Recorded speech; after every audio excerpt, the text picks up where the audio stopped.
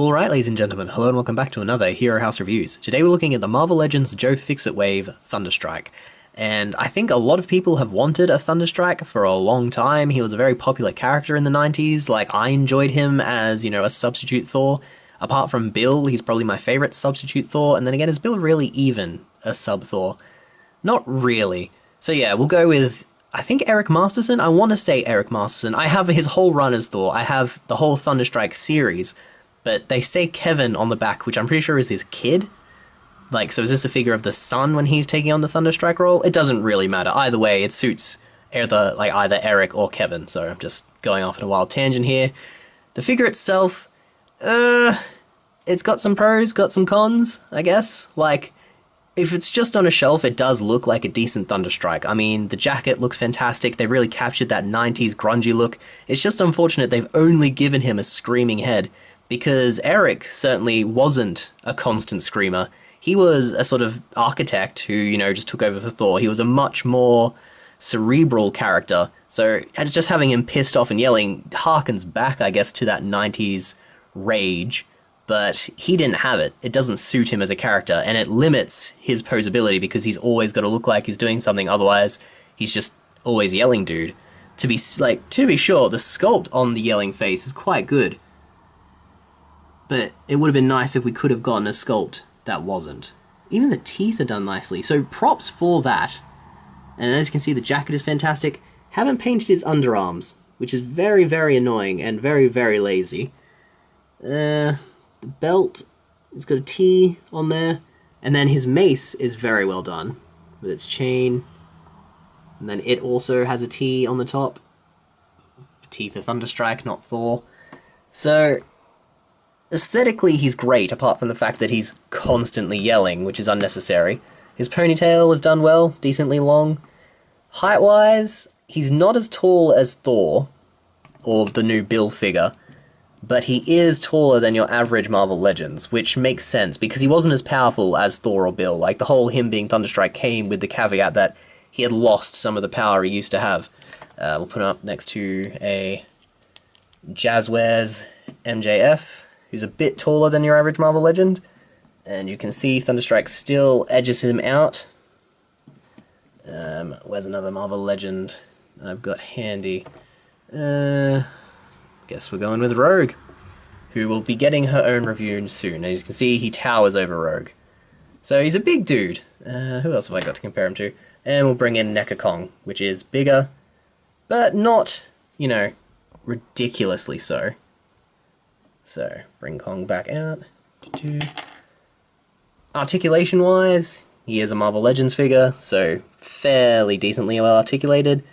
Arms rotate 360 at the bicep, come out to 90 degrees. Yeah, not going to get more than 90. Double jointed elbow, gives you more than 90 degrees. Oh, when it works, there we go, gives you more than 90. Wrist is a swivel. Does it also have a hinge? Not that I can see. Hit him by the armband, don't want to test it because it feels gummy. Head is on a ball joint, but his head is like, you get only a tiny amount back, a little bit forward. Pretty much no attitude because of the ponytail on the jacket, so very limited head articulation. Has a diaphragm joint. The jacket doesn't hinder it too much, but it's also nothing incredible. Can he do the splits? No, his legs stop there. There's he got a thigh, thigh swivel, that'll give you 360. Double jointed knee, oh, and this one refuses to go, there we are. Gives you a little bit more than 90. The boots look good, they captured his weird booty shape thing. No shin swivel though, sadly. And decent decent ankle pivot. And goes down that much, comes up that much. So articulation-wise, he's not great. A little, few issues with the aesthetic, like the always yelling head is bad, and not painting the underarms is just terribly, terribly lazy. What the hell were they thinking? But size-wise and everything, can't complain. Mace looks good, but unfortunately he comes with no accessories beyond the mace and an extra punchy hand. I mean, an energy effect would have been good, and I think Hasbro needs to start doing more with Marvel Legends. So I'm only going to give this guy a 3.5 out of 5. I do like Thunderstrike. I think this is a good representation to have of him on your shelf, He'll look great with Thor, but at the end of the day, they could have done better. So yeah, 3.5 out of 5. Let's dive into the pictures and wrap this bad boy up. One sec.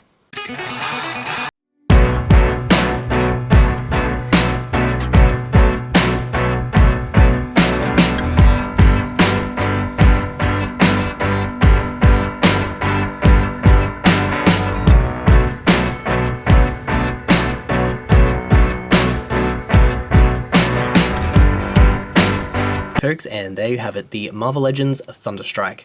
And as you can see from the pictures, he looks fantastic when he's up against, you know, a Hulk or something. So they've really captured the aesthetic, and I'm tempted to bump him up to 4, but then they have, you know, they didn't paint the underarms. That's so lazy, it looks terrible. And he doesn't come with a non-yelling head, which sort of limits, you can't really put him in a static pose, he's got to be dynamic. And then he only comes with a punchy hand rather than a lightning energy effect, and I do think they need to up their game on that front. So even though I do really like him, I'm glad I got him, and I don't think anyone who gets him will regret it, truthfully. He's not perfect, so 3.5 out of 5. But yeah, if you're into the Thor mythology, he's a worthy addition. So go and pick this bad boy up. If you enjoyed that, I guess we have plenty of content. I mean, we update the reviews very regularly. We have Hero House, we have the Wreckers, we have figure fights, top 10 lists, and ranking lists, so plenty of content to enjoy. So please remember to like and subscribe, and thanks for your time, and hopefully I'll see you again. All the best. Bye.